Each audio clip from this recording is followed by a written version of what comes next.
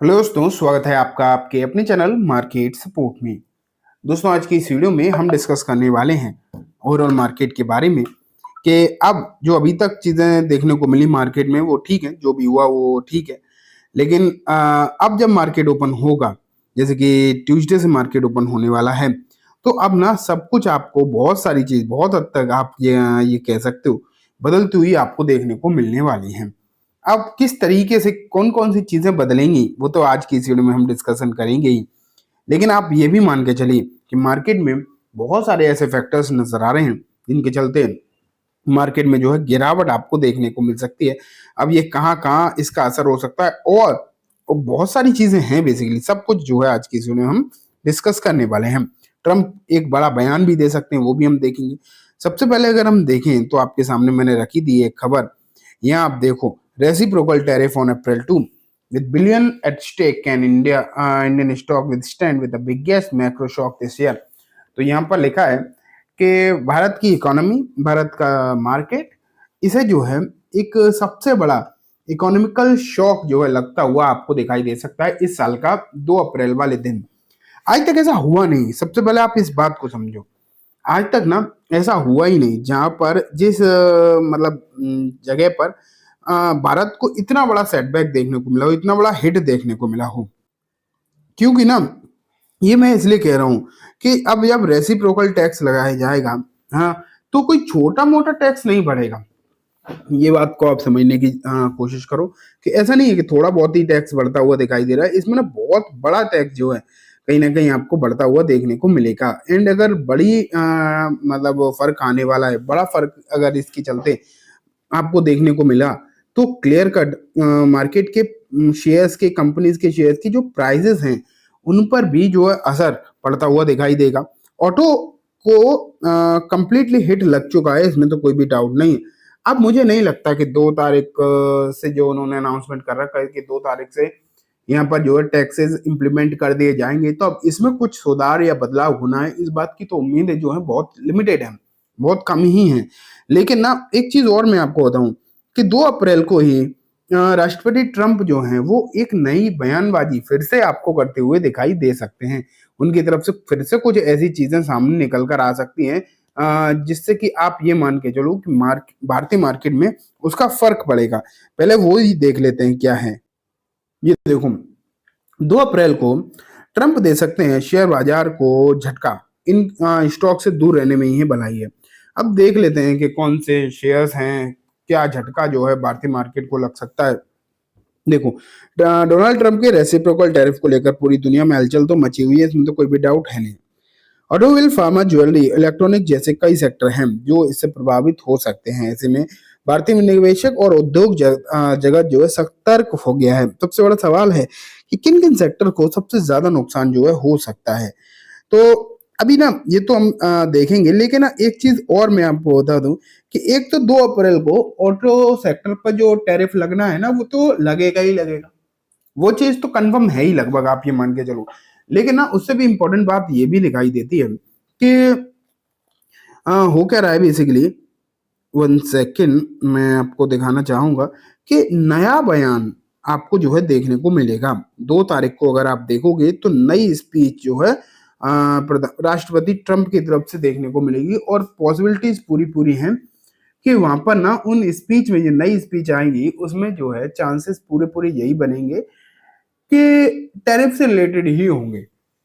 And कुछ नए sector हैं जहां पर असर पड़ सकता है। एंड वो सेक्टर जो सबसे पहले हो सकता है, जो नेक्स्ट, मतलब एक तो ऑटो हो ही गया, ऑटो के बाद जो निकल कर आ सकता है वो आप ये मान के चलिए कहीं ना कहीं यही सेक्टर देखने को मिलेगा। मींस फार्मा सेक्टर ही आपको देखने को मिलने वाला है। तो अब इस सेक्टर के लिए चिंताएं तो कहीं ना कहीं बढ़ती हुई आपको देखने को मिल रही हैं। एंड अगर ऐसा हो गया, जैसा कि होता क्या है, यहाँ पर देखो आप, फार्मा सेक्टर, फार्मा के एक्सपोर्ट भारत में काफी दबदबा है। भारत दुनिया में सबसे ज्यादा जेनरिक दवाइयों का एक्सपोर्ट करने वाला देश है। लेकिन ट्रंप के टैरिफ से इसमें हलचल मच सकती है। अमेरिका फार्मास्यूटिकल उत्पादों के आयातों पर जीरो ड्यूटी लगाता है। अब आप ये देखो, अमेरिका जो है जीरो ड्यूटी लगाता है, मतलब जो प्राइस यहाँ से भेजी जा रही है लगभग लगभग थोड़ा बहुत चार्जेस ऐड करके उसी प्राइस में वहां पर आप ये कह सकते हो बेची जाती हैं दवाइयां भारत की जो होती है।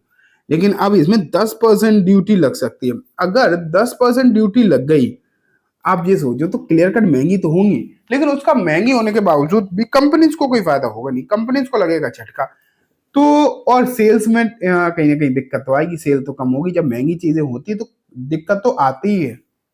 आप अगर ये सोचो कि दवाइयों का रेट बढ़ने से कोई दवाइयां लेना थोड़ी बंद कर देगा, ऐसा नहीं है। अगर आप देखोगे दवाइयां भी लेना बंद कर दी जाती हैं, ऐसी बात नहीं है। तो कहीं ना कहीं फर्क तो यहाँ पर आपको पड़ता हुआ दिखाई देगा और दे सकता है। चांसेस जो है इस बात के पूरे पूरे नजर आ रहे हैं। इसलिए मुझे जहां तक लगता है दोस्तों, आ, आपको ध्यान तो कहीं ना कहीं देने की जरूरत हो जाती है।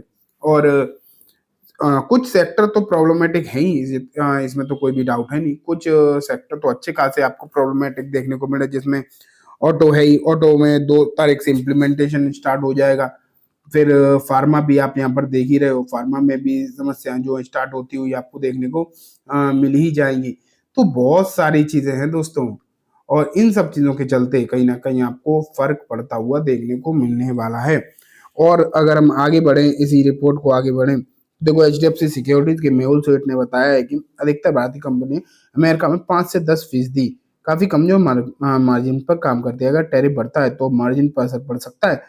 यहाँ तक कि कुछ कंपनी अपने मार्जिन उत्पादकों को, देखो यहाँ पर ये भी आप ये देख पा रहे हो कि जो अमेरिका में कंपनी काम करती है वो 5 से 10% के मार्जिन ही पर काम कर रही है। मतलब एक अगर उन्हें कोई प्रोडक्ट बेचना है तो 5 से 10% का ही मुनाफा उन्हें होता है, बहुत ज्यादा मुनाफा होता नहीं। बेसिकली आप ये कह सकते हो लो मार्जिन बिजनेस है अमेरिका में काम करना।